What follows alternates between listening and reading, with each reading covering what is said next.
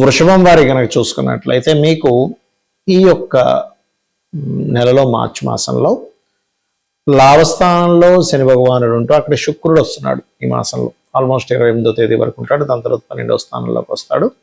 అదేవిధంగా 15వ తేదీ రవి వచ్చి శనిని కొంత కంబస్ట్ చేసుకుంటున్నాడు, లాభంలో ఉండే శనిని. మరియు అదేవిధంగా 2లో గురువు, దశమ స్థానంలో రాహువు కుజుడు ఉంటూ ఈ మాసం మొత్తము కూడా బుధుడు వక్రించాడు, 9వ స్థానం వైపు వెళ్తున్నాడు. అలాగే 4వ స్థానంలో కేతు.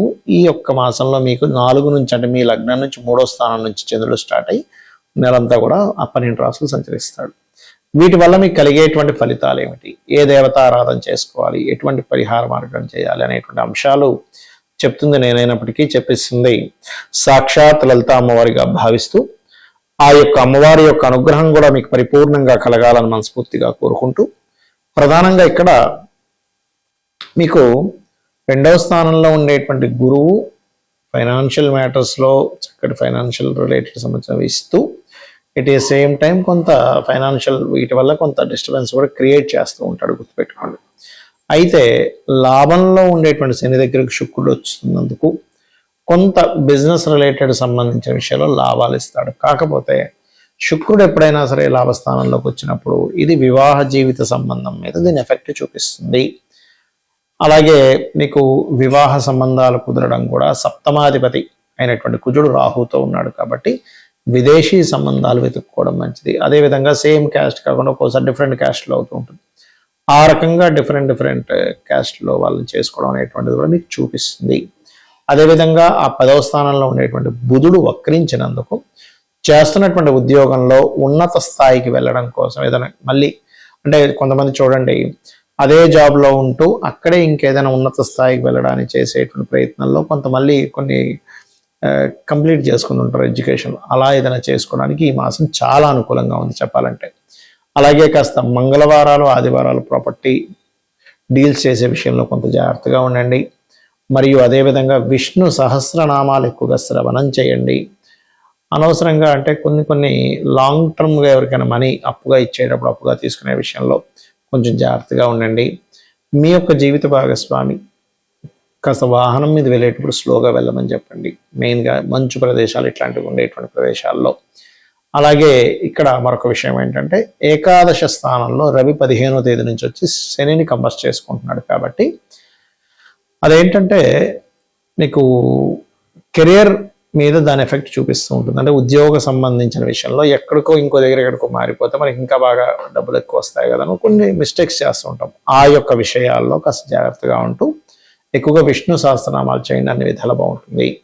మనకి ఈ మార్చి మాస ఫలితాలతో పాటు మనకేంటంటే ఈ ఫిబ్రవరి 13 నుంచే ఒక 40 రోజుల పాటు 17 నుంచి 40 రోజుల పాటు ప్రక్రియ చేసుకోవాలి. ఎందుకంటే గ్రహణం పడుతూ పంచగ్రహ కూటమి ఫిబ్రవరి 17వ తేదీ నుంచి ప్రారంభం అవుతుంది కాబట్టి అంటే ఆల్మోస్ట్ ఇది మార్చ్ ఎండింగ్ వరకు మీరు ఈ పరిహారం చేసుకోవాలి. దీనివల్ల ఏమిటి కలుగుతాయి ఏమిటి అనేది చెప్తాను నేను మీకు. మొట్టమొదటిగా మనం ఇంకొక విషయం ఏంటంటే 17, 18, 19 తేదీలు కామాఖ్య శక్తిపీఠంలో గణపతి లలిత హోమము, నవగ్రహ హోమము, చండీ హోమాలు జరుగుతున్నాయి. మీరు ఎవరైనా పార్టిసిపేట్ చేయాలనుకునేవారు పార్టిసిపేట్ చేయొచ్చు, రైట్. అయితే ఈ 40 రోజులు చేసేటువంటి ప్రక్రియ గురించి నేను మీకు వివరిస్తాను. ఏమిటది అంటే ఈ 40 రోజుల పాటు అంటే పంచగ్రహ కూటమి ఎప్పుడైతే 17వ తేదీ ఏర్పడుతుందో అక్కడి నుంచి ఒక 40 డేస్ ఆఫ్ టైము పర్టికులర్గా మీరు ఒక దీక్షలాగా తీసుకొని కనుక చేసినట్లయితే మీ యొక్క జీవితంలో ఏదైతే ఇబ్బందులు ఉన్నాయో ఆ ఇబ్బందులు ఖచ్చితంగా నెరవేరుతాయి, అంటే క్లియర్ అయిపోతాయి. చెప్పాలంటే మీరు అనుకున్న సంకల్పం నెరవేరుతుంది, మీ యొక్క ఇబ్బందులన్నీ కూడా క్లియర్ అయిపోవడం జరుగుతూ ఉంటుంది. అయితే ఎవరికైనా చూడండి నేను రాజకీయంగా బాగా కలిసి రావాలి, చేసేటువంటి ఉద్యోగంలో ప్రమోషన్స్ రావాలి అని అనుకున్నప్పుడు రవిగ్రహం ముందు నిత్యము ఆదిత్య హృదయం చేస్తూ అర్ఘ్యం వదలండి. ఇది రెగ్యులర్గా మీకు కనుక అలవాటైతే లైఫ్లో చాలా మంచి ఆరోగ్యము మంచి కీర్తి కూడా లభిస్తుంది, గుర్తుపెట్టుకోండి.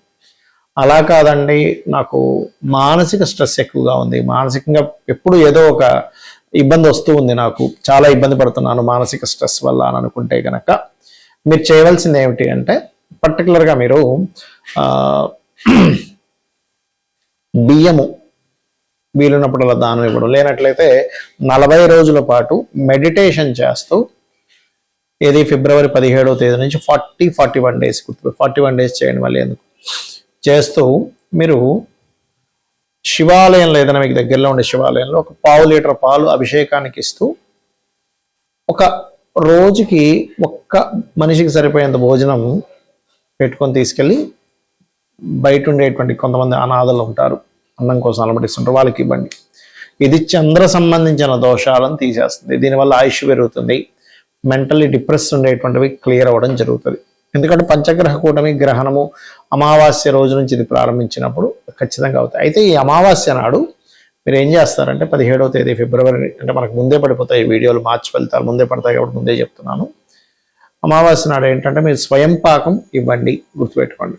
అలాగే మరొక విషయం ఏంటంటే కొంతమందికి గొడవలు అవుతూ ఉంటాయి, మాటికి ఏదో గొడవ అవుతూ ఉంటుంది. అలాంటి వారు ఓం స్కందాయ నమః అనే మంత్రాన్ని ఈ 40 డేస్, 17వ తేదీ నుంచి 40 డేస్ చేయండి, 41 డేస్. అలాగే మరొక విషయం ఏంటంటే ఈ స్కందుని చేస్తూ గోశాలకు వెళ్ళి గోవులకి క్యారెట్స్ తినిపించడము, కుంకుమ ఏదైనా అమ్మవారి ఆలయంలో అమ్మవారి కైంకర్యం కోసం వాడుకోవడానికి అన్నట్టుగా ఇవ్వండి, కుంకుమని గుర్తుపెట్టుకోండి. ఇంకా అదేవిధంగా కొంతమందికి వ్యాపారంలో ఇబ్బంది రావడము, లేకపోతే రిలేషన్స్లో ఇబ్బంది రావడము, అదేవిధంగా కొంతమంది పిల్లలకైతే చదువులో ఏదో డిస్టర్బెన్సెస్ రావడం జరుగుతుంటుంది. అలాంటప్పుడు మీరు ఏం చేస్తారంటే గోవులకి 40 డేస్ కూడా గోంగూర తినిపించడము, విష్ణు సహస్రనామాలు 40 డేస్ రెగ్యులర్గా వినండి. మీకు చదవడం వస్తే చదవండి, బట్ వినండి. ఇది కనుక చేసినట్లయితే ఖచ్చితంగా మీకు బాగుంటుంది. ఈ 40 డేస్ బుధగ్రహం దగ్గర దీపారాధన చేయండి.